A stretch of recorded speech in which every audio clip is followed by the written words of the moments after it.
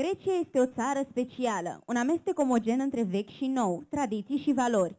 Vară, soare, plajă, acorduri muzicale, mirosul de pepen și piersici te urmărește pe străzile înguste, pline de flori și balcoane înzestrate cu istorie, romantism și pasiune.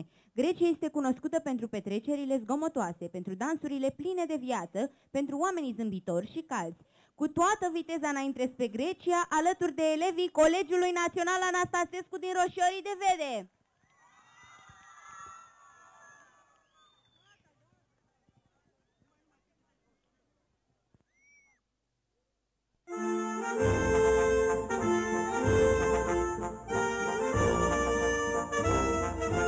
Hierețistie Lada, et prosopumeni apotin et nicti soli Anastasescu. Vă salută Grecia, reprezentată de Colegiul Național Anastasescu Roșiorii de Vede.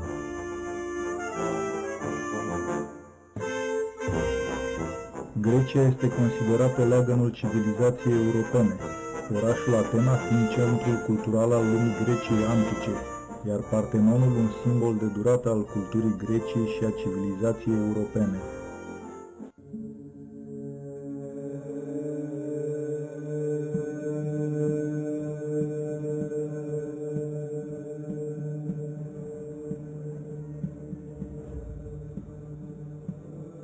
Vechii greci își trăiau viața în strânsă legătură cu divinul, un aspect al acestei legături fiind modul în care pasiunile și slăbiciunile omenești erau atribuite zeilor. Discordia și răzbunarea pentru răpirea Elenei din Troia au stat la baza războiului troian. Calul troian, născocit de Odiseu, Ulise fiind parte a mitului acestui război.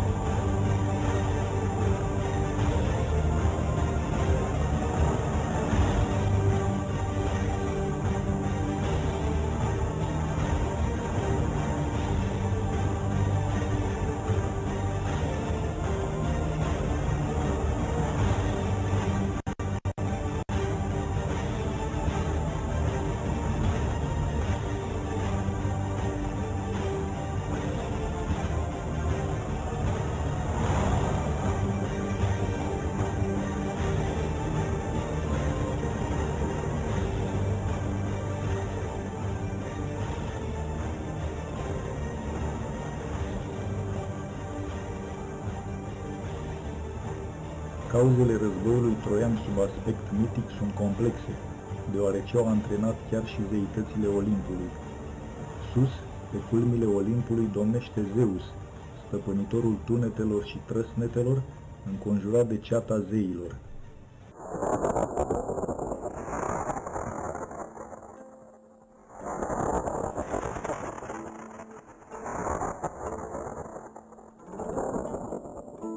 Hera, soția sa, regina zeilor, patroana a căsătoriei și a maternității. Afrodita, stăpâna dragostei, a frumuseții, voluptății și fecundității, zeitate marină, protectoarea marinarilor și a porturilor. Atena, cu ochi de azur, zeița înțelepciunii, a războiului, protectoare a artelor, meșteșugurilor și păcii. Artemis, divinitatea lumii selenare, dar și a castității și fidelității conjugale, iar ca zeitate terestră, a vânătorii și a pădurilor, sora lui Apollo. Temis, zeița dreptății, ea poartă în toate reprezentările sale balanța dreptății. Temis înseamnă legea naturii, fiind personificarea ordinii divine, a legii și a obiceiurilor. Demetra, zeița recoltei, agriculturii și fertilității. Poseidon, stăpânitorul puternic al mărilor, cu tridentul cel de temut. Hades, stăpânul infernului și al bogățiilor subsolului, nu locuia în Olimp. Cronos, cel mai tânăr dintre titani și stăpânul timpului. Pandora, personaj legendar cu renumita cutie cu toate darurile. Eris, zeița discordiei.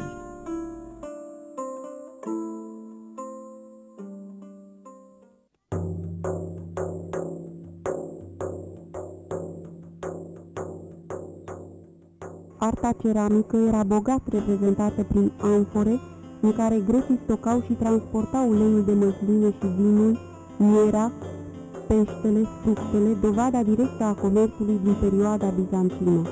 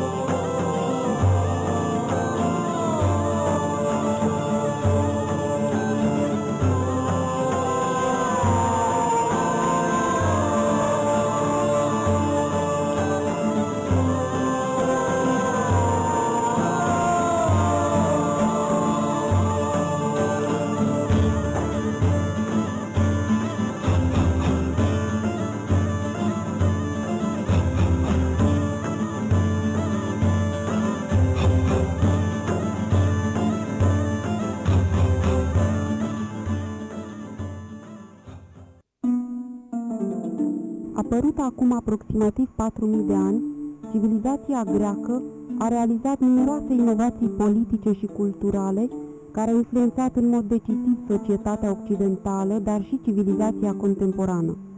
Iată doar câțiva dintre cei mai memorabili greci care au avut ceva de oferit omenirii. Sofocle, unul dintre părinții tragediei antice grecești, care considera că oricât de multe minuni ar avea lumea, niciuna nu este mai minunată decât omul. Homer, cel mai mare poet epic grec, autorul Iliadei și Odiseei, opere cu influență covârșitoare asupra istoriei literaturii. Solon din Atena, unul dintre cei 7 înțelepți, fondatorul democrației din Atena, devenit faimos pentru reformele politice și sociale, a elaborat o nouă Constituție și a desființat sclavia. Lui îi aparține dictonul "Fii moderat în toate". Pericle, om de stat remarcabil, orator și general atenian în timpul epocii de aur a orașului, primul cetățean al Atenei, cum l-a numit Tucidide. Platon, elev al lui Socrate și fondator al Academiei din Atena, este unul dintre părinții culturii occidentale. Lui îi aparțin renumitele dialoguri, binele, frumosul, adevărul. La baza raționamentului critic sta dictonul "Știu că nu știu nimic". Pitagora, matematician talentat cu celebra sa teoremă. Herodot, considerat părintele istoriei, a fost primul care a adunat materialele sistematic și le-a analizat acuratețea, aranjându-le într-o formă narrativă vivace.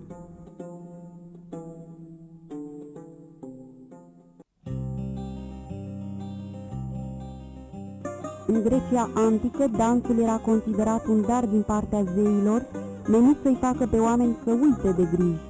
Muzele grecești obișnuiau să încânte chiar și pe zeii Olimpului cu grațiile și harurile lor, îi desfătau cu cântări și jocuri, și astăzi ele protejează și inspiră artele și științele.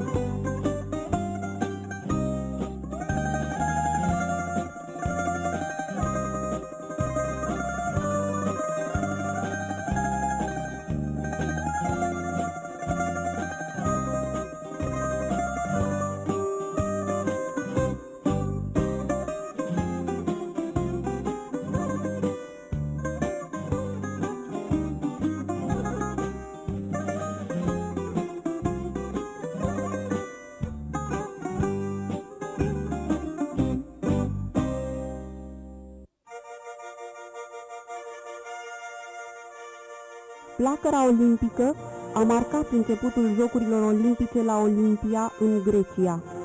Jocurile olimpice s-au născut ca un super protest împotriva războiului, ele reprezentând nevoia omului de armonie și echilibru. Prin reluarea lor la Atena, începea era modernă a Jocurilor Olimpice, ca o sărbătoare nu a unui singur popor, ci a tuturor sportivilor, spiritul olimpic fiind răspândit în întreaga lume.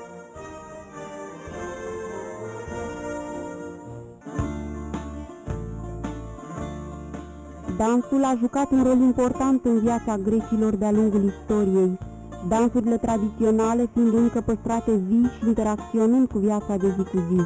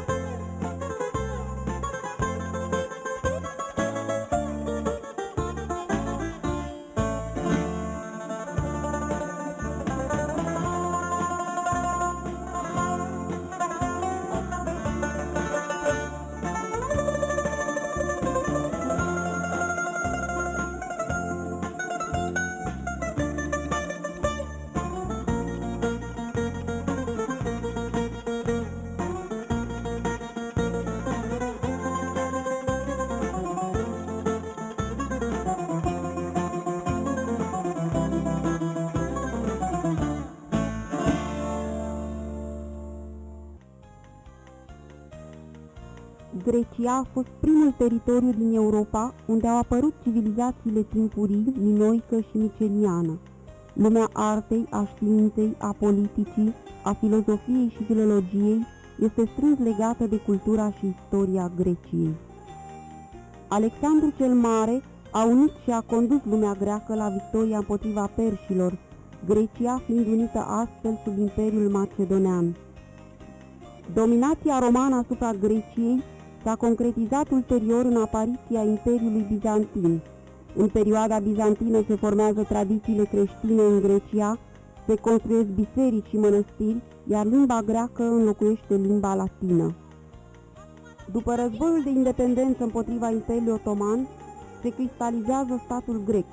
Ioanis Capodistrias, nobil grec, a fost ales primul guvernator al noii republici.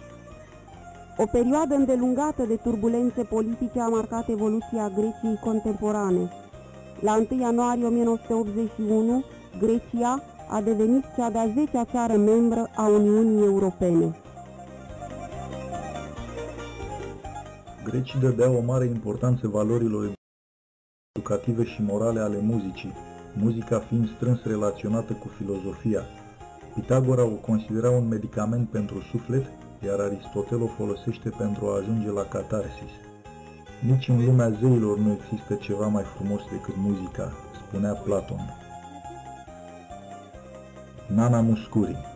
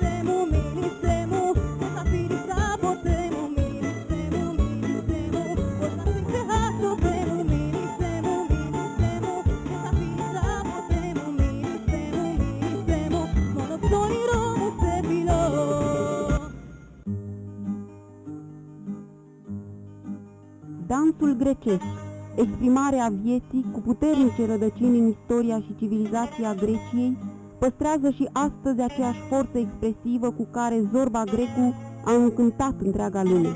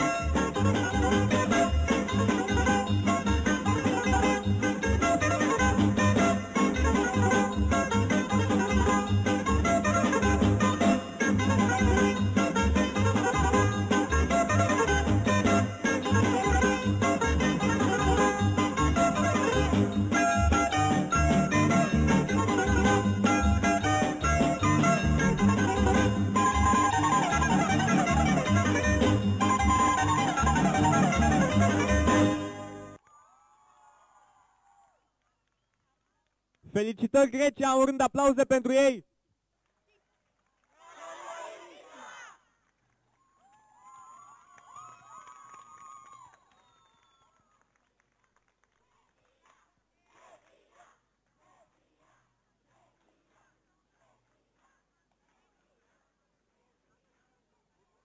Ne deplasăm ușor, ușor spre sud-vest și facem un popas în